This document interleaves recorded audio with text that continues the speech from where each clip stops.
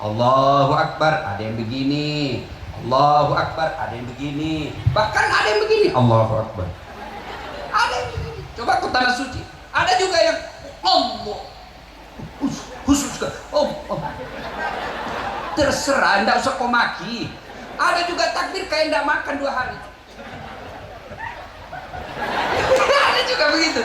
Tapi sudahlah, hargai pendapatnya orang.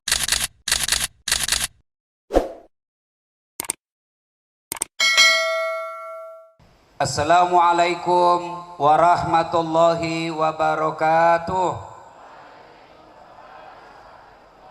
Alhamdulillahi rabbil alamin. Wabihi nasta'inu ala umurid dunya waddin. Ashhadu an la ilaha illallah wa ashhadu anna muhammadan abduhu wa rasuluh. Allahumma salli ala sayyidina Muhammad wa ala alihi wa sahbihi ajma'in, amma ba'd. Faqad qala Allah subhanahu wa ta'ala fi kitabil karim. Bismillahirrahmanirrahim. Ya ayyuhalladzina amanu dukhulu fis silmi kaffatan wa la tattabi'u khutuwatis syaitan innahu lakum adu mubin. Wahai orang-orang yang beriman, masuklah engkau ke dalam Islam secara sempurna dan janganlah engkau ikuti langkah-langkah setan, karena sesungguhnya setan itu musuh yang nyata bagi kalian. Ternyata saat saya ceramah menjelang maghrib ini, banyak juga setan berkeliaran di sini. Setannya bukan pocong, bukan uka-uka, tapi apa setan yang ada di tengah-tengah kita bentuknya handphone. Orang sudah ceramah masih sibuk juga itu. Itu setan mengalihkan perhatian. Simpan dulu handphonenya, ya. Simpan dulu. Bisa? Oke. Wa qala idzan bismillahirrahmanirrahim. Innallaha wa malaikatahu yusalluna 'alan nabi. Ya ayyuhalladzina amanu sallu 'alaihi wa sallimu taslima. Sesungguhnya Allah dan para malaikatnya bersalawat kepada Rasulullah Muhammad sallallahu alaihi wasallam. Maka wahai orang-orang yang beriman, bersalawatlah kalian kepada Rasulullah dengan sebaik-baik salawat. Ibu bapak, saudara-saudara sekalian teristimewa yang kita hormati, dengan segala kehormatan, Bapak Komisaris Jenderal Polisi Purnawirawan Dr. Andes Haji Saprudin Kambo MSI yang kita muliakan, terkhusus para alim ulama yang hadir di tempat ini, dan teristimewa yang kita muliakan dengan segala kemuliaan, Tuan Guru kita, pimpinan Pondok Pesantren Al-Iman, Bapak Dr. Kiai Haji Muhammad Suhairi, yang insya Allah dimuliakan dan dirahmati oleh Allah Subhanahu wa Ta'ala.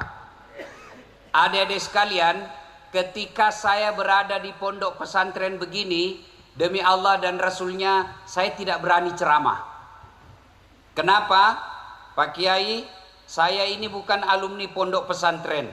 Satu-satunya pesantren yang pernah saya ikuti pesantren kilat.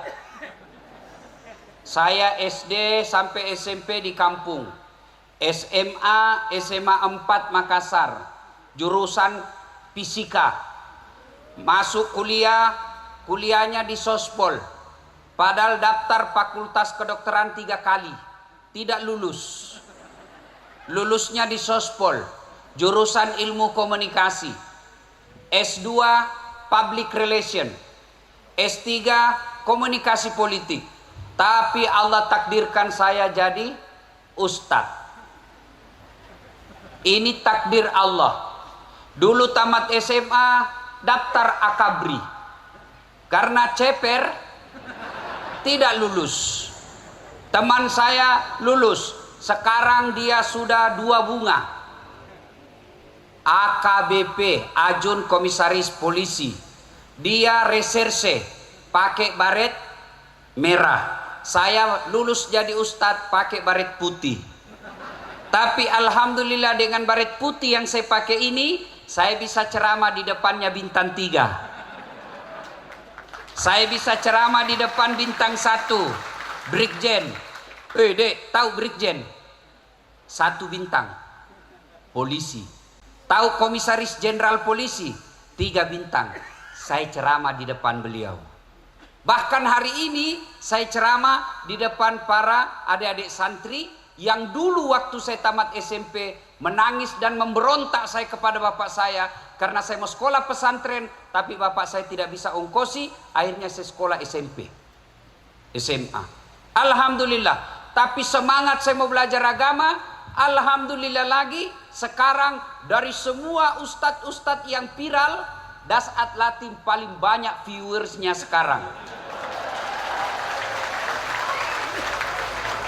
Ya, coba sebut ustadz-ustadz kondang, semua dari Timur Tengah, semua dari Gontor. Dasat Latif dari Fisika SMA. Tapi alhamdulillah dengan izin Allah, sekarang penonton saya di YouTube lebih 220 juta. Alhamdulillah. Dulu waktu saya sekolah di kampung SMP, kalau lihat pesawat, saya kejar itu pesawat.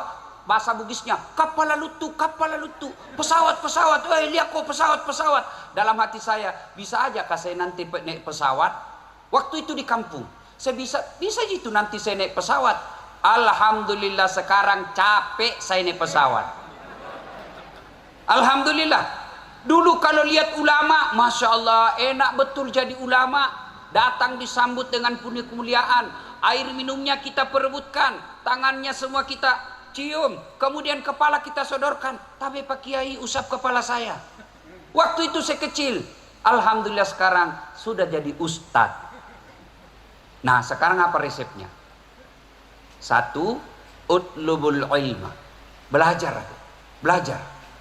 Boleh saja orang tua kita miskin, takdir. Apa boleh buat? Ibu bapak kita miskin, tapi jangan putus asa.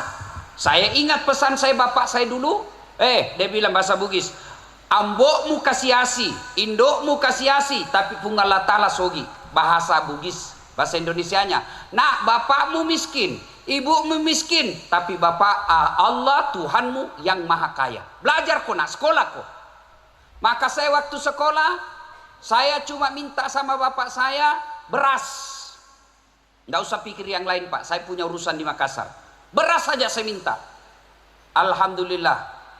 Orang dulu lagunya Umi Rama bilang begini.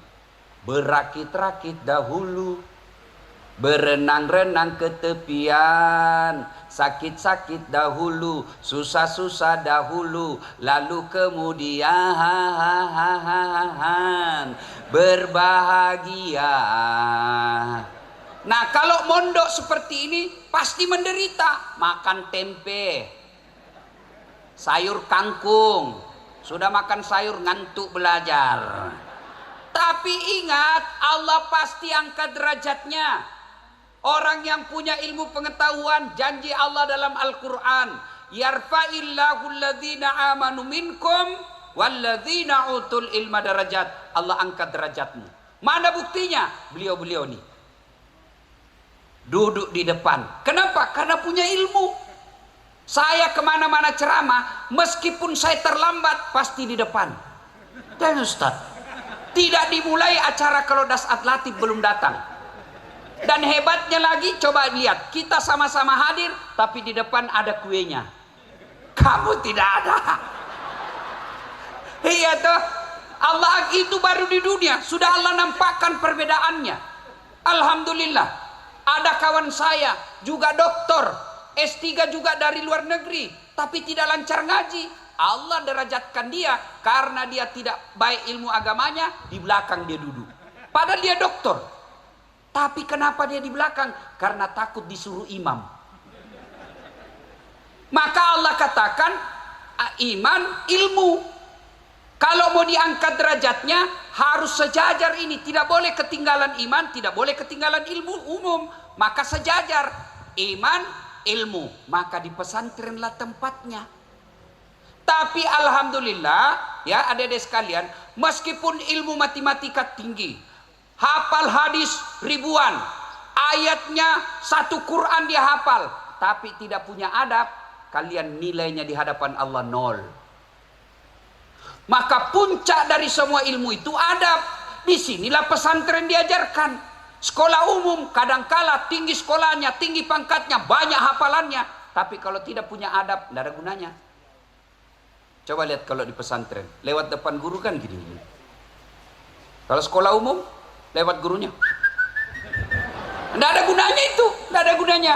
Maka adik-adik sekalian, ketika kalian keluar dari pondok ini, tetap pelihara adab. Ini yang banyak sekarang ditinggalkan anak-anak belajar agama. Hafal Quran, hafal hadis, tapi belajarnya di YouTube. Akhirnya apa? Oh, hebat ceramah tapi tidak ada adab. Mana bukti? Contoh yang paling saya jengkel. Karena itu ada yang mengajarkan tidak boleh doa bersama selesai sholat. Tidak ada zikir berjamaah selesai sholat. Karena tidak ada pada zaman Nabi. Akhirnya apa? Assalamualaikum warahmatullahi. Assalamualaikum warahmatullahi. Langsung dia duduk di depan. Duduk di depan itu. Karena dia anggap orang doa bersama itu orang yang sesat. Akhirnya dia tinggalkan. Assalamualaikum. Itu adab masalah. Saya kalau dapat langsung saya pukul pantatnya. Tak. Kalau kau tidak mau doa bersama, di belakang kau duduk. Kau tidak langkah-langkai gurumu. Itu adab. Adab yang paling penting adik-adik sekalian, ini adab. Ilmu yang paling tinggi itu adab. Maka Rasulullah pernah ditanya, ya Rasulullah, untuk apa kau diutus ke muka bumi ini? Liutammimal makarimal akhlak, memperbaiki akhlak manusia. Kalau kalian cerdas tidak punya adab, kau tidak kalah cerdas komputer. Kalau hanya cerdas tidak punya adab, tidak kau kalah Google. Coba Google, semua ilmu dia tahu. Coba ketik saja Dasat Latif, langsung muncul data-datanya. Saprudin Kambo, oh langsung muncul biodatanya. Tapi kau coba ditanya siapa Dasat Latif? Lebih cerdas itu YouTube dari kita. Tapi apa bedanya kalau anak pondok? Dia punya adab, tata krama, sopan santun. Ini yang harus kita pelihara. Maka besok kalian jadi ustadz, kalian jadi mubalik, jadi ustazah. Insya Allah ketika kalian berbeda pendapat, hargai pendapatnya orang. Meskipun kamu yakin pendapatnya itu sesat, tidak usah kau maki-maki karena kesesatannya kau tidak tanggung. Saya sering dibully Pak Kiai. Saya sering dibully di Facebook. Apa ini Ustadz As'ad? Ustadz tidak sunnah. Saya bilang, kenapa kau bilang saya tidak sunnah? Buktinya kau tidak pelihara jenggot. Ya mau dia apa kalau tidak mau tumbuh? Gara-gara jenggot dia marah-marah sama saya. Iya kan? Kan macam-macam orang. Adik-adik sekalian, takbir aja kan meletakkan posisi tangan kan beda-beda. Menurut Imam Mazhab, Allahu Akbar, ada yang begini. Allahu Akbar, ada yang begini. Allahu Akbar, ada yang begini. Bahkan ada yang begini, Allahu Akbar.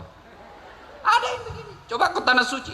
Ada juga yang Allah khusus kan. Terserah, ndak usah kau maki. Ada juga takbir kayak ndak makan 2 hari. Ada juga begitu. Tapi sudahlah, hargai pendapatnya orang. Barangkali ada juga kitab yang dibaca. Iya toh? Ada juga yang terlalu semangat. Sudah, ndak usah kau maki-maki dia, hargai pendapatnya. Barangkali ada kitab yang dia baca kita tidak tahu. Kalau penasaran begitu saya datangi, saya tanya. Karena saya pernah lihat ada orang takbir begini takbirnya deh. Allahu Akbar. Kayak bikin kacamata. Saya penasaran apa maksudnya ini. Saya pergi tanya, Pak apa itu seperti kacamata? Dia bilang, ini nak saya tulis Allah. Oh iya, oh Allah kan? Oh iya. Kalau saya bilang, di mana bacanya? Dia bilang, nenekku ajar. Saya bilang, nenekmu Nabi. Bisa juga saya artikan apa? Allahu Akbar 30. Iya kan? Nah, kalian besok-besok jadi dai, jadi mubalik, jadi ustazah, jadilah ustazah yang rahmatan lil alamin, khas Islam. Orang katakan yang Islam yang garis tengah, wasati. Ya, jangan menjadi ustadz yang menakut-nakutkan. Cerikit-cerikit neraka aja dibahas. Kau dibanting, dilipat, ditusuk pantatmu, digunting lehermu. Apa dia bilang anak muda? Nggak usah pi masjid bikin takut-takut. Ya kan? 1. Tuntut ilmu pengetahuan. Maka dia belajar dan belajar. Allah janjikan, saya angkat derajatmu kalau kau punya ilmu. Itu janji Allah. Yang kedua, kalau kalian mau sukses, birrul walidain, berbuat baiklah kepada kedua orang tuanya. Adik-adik sekalian, cerita bohong kalau bisa sukses tanpa restu dan ridha dari orang tua. Maka saya yakin hampir di atas 50% yang masuk di pondok ini karena ingin membahagiakan orang tuanya. Iya kan? Iya dek. Umumnya kita masuk pondok karena ingin membahagiakan orang tua. Tadinya dia mau sekolah. Oke, sudah masuk waktu. Oh ya sedikit ya. Nah karena sudah masuk waktu insya Allah. Alhamdulillah terima kasih. Mari kita berbuka puasa. Assalamualaikum warahmatullahi wabarakatuh.